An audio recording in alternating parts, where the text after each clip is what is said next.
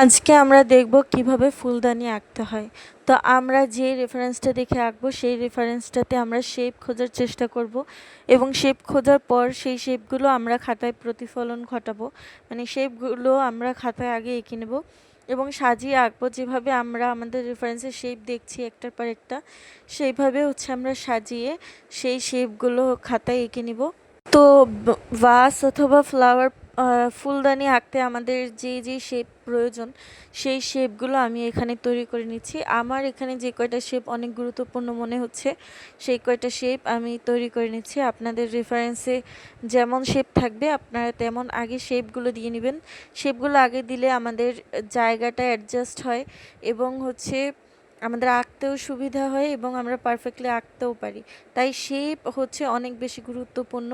এই জন্য বাড়িতে বেশি বেশি করে শেপগুলো প্র্যাকটিস করতে হবে। অনেক ধরনের শেপ কিভাবে আঁকা যায় সেটা প্র্যাকটিস করতে হবে। তো শেপগুলো আঁকা হয়ে গেলে এবার আমি লাইনিং করে দেবো। যেখানে যেখানে আমার লাইনটা টেনে নিয়ে যাওয়া প্রয়োজন আমি সেখানে সেখানে একদম মিক্স করে লাইনিং করে দিচ্ছি।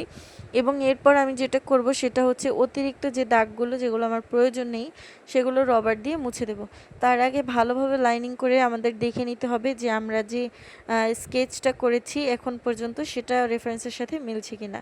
এবং যদি আপনার রেফারেন্সের সাথে মিলে যায় তাহলে আপনাকে অতিরিক্ত লাইনগুলো মুছে ফেলতে হবে এবং যেই লাইনগুলো প্রয়োজন সেগুলো যদি গাঢ় হয়, মানে ডার্ক কালারের হয় অথবা গাঢ় হয়, অন্ধকারাচ্ছন্ন হয়, তাহলে ওইগুলো ডার্ক করে দিতে হবে।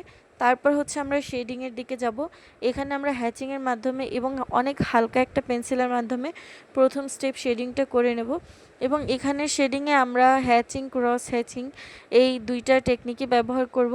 আর আমাদের যেই অংশটা অনেক বেশি ডার্ক হবে সেখান থেকে আমরা ডার্ক দিব। তো এখন আমি হ্যাচিংয়ের মাধ্যমে এখানে এটা পুরোটা শেডিং করে নিচ্ছি।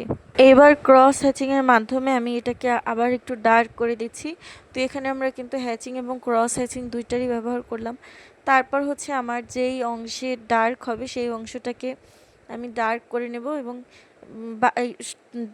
অনেক গাঢ় অংশ যেখানে হবে তার দুই পাশে হালকা হালকা করে যেতে যেতে পেন্সিল হালকা করে ধরতে হবে। তাহলে আমরা আলো এবং অন্ধকার, ডার্ক এবং লাইট ভালোভাবে ব্লেন্ডিং করতে পারবে।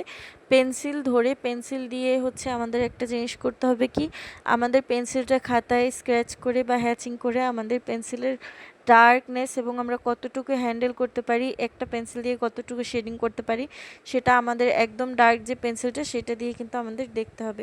তো আমরা খাতায় প্রথমে এইভাবে সোয়াচ করে আগে দেখে নেব যে আমরা কতটুকু এটার কালার বা শেড কন্ট্রোল করতে পারি। তো আমাদের এটা কন্ট্রোল করে প্র্যাকটিস করতে হবে।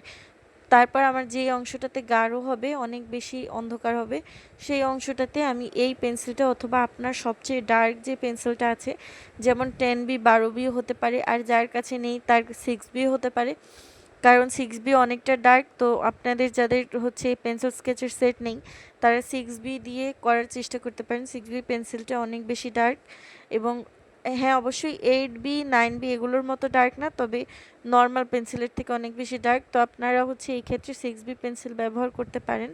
তো এখানে আমি 8B পেন্সিল ব্যবহার করছি এবং যে অংশটাতে আমার অনেক বেশি ডার্কের প্রয়োজন সেখানে আমি আমার প্রয়োজন মতো ডার্ক দিয়ে নিচ্ছি। এখানে আমি আরও গাঢ় পেন্সিলের ব্যবহার করতে পারতাম, যেহেতু আপনাদের সবার কাছে গাঢ় পেন্সিল নেই, আমি এই দুইটা দিয়েই দেখাচ্ছি।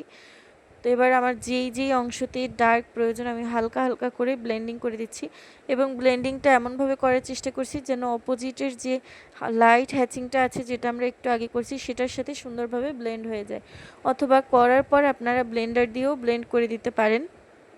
তো এবার আমার যেখানে যেখানে ডার্ক প্রয়োজন সেখানে সেখানে শেপ অনুযায়ী আমি কিন্তু ডার্ক দিয়ে নিচ্ছি। তো যখন আমরা প্রথম এবং দ্বিতীয় ক্লাসে যে আমরা শিখেছিলাম সেগুলো হ্যাচিং, ক্রস হ্যাচিং, এই টেকনিকগুলো আমাদের খুব বেশি প্রয়োজন। এই দুইটা অন্ততপক্ষে খুবই বেশি প্রয়োজন আমাদের স্কেচ শেখার ক্ষেত্রে। তো আমি বলি আর না বলি এই দুইটা প্র্যাকটিস করা অনেক ভালো হবে যদি প্রতিদিন আপনারা প্র্যাকটিস করেন এবং শেপ, বিভিন্ন ধরনের শেপ আপনাদের প্রতিদিন প্র্যাকটিস করা উচিত এবং তার পাশাপাশি আশেপাশে যে জিনিসপত্র আছে সেগুলো দেখে এভাবে শেডিং করে আঁকার চেষ্টা করা উচিত। আপনাদের প্র্যাকটিসই আপনাদের মনোভাবে আপনাদেরকে ইমপ্রুভ করতে সাহায্য করবে এবং এবং এবার হচ্ছে আমি এটাকে ভালোভাবে আমার যতদূর মনে হচ্ছে আমি শেডিং করে দিচ্ছি এবং শেডিং করার পরে কিন্তু আমার একটা যেখান থেকে এখানে আলোর রিফ্লেকশন আসবে সেখানে আমরা হাইলাইটও করে দেবো রবারের মাধ্যমে। তো যে অংশটাতে আমার মনে হচ্ছে একটু ডার্ক হওয়ার প্রয়োজন আমি ডার্ক দিয়ে নিচ্ছি। এবার হচ্ছে আমি হাইলাইট করে দেবো কিছু অংশ। তো কোন অংশ হাইলাইট করব, যেদিক থেকে আলো আসছে এবং আমার এই দুই দিক থেকে সূর্যের আলো আসছে সেরকম আমার রেফারেন্স। তো এই দুই জায়গায় হচ্ছে আমি পেন্সিলটা একটু মুছে একদম সাদা তৈরি করে দেবো, মানে এখানে কালারের সংখ্যা খুবই লাইট। তো আমি সেইটা করে দিচ্ছি রবার দিয়ে মুছে হালকা করে। তো এটা হালকা করে রবার দিয়েই হয়ে যায়। এই ক্ষেত্রে আমরা একটু চিকন মাথাওয়ালা রবার কেনার চেষ্টা করব, অথবা নর্মাল রবার কিনলেও হবে। নর্মাল রবারেও চিকন মাথা থাকে। তো এভাবে করে, আর যেখানে আমার অপোজিট সাইড থেকে আলোর রিফ্লেকশনটা আসছে সেখান থেকেও আমি পেন্সিল দিয়ে একটু হাইলাইট করে দিচ্ছি। আর এখানেই আমাদের হচ্ছে ফুলদানি আঁকাটা একদম কমপ্লিট হয়ে যাচ্ছে।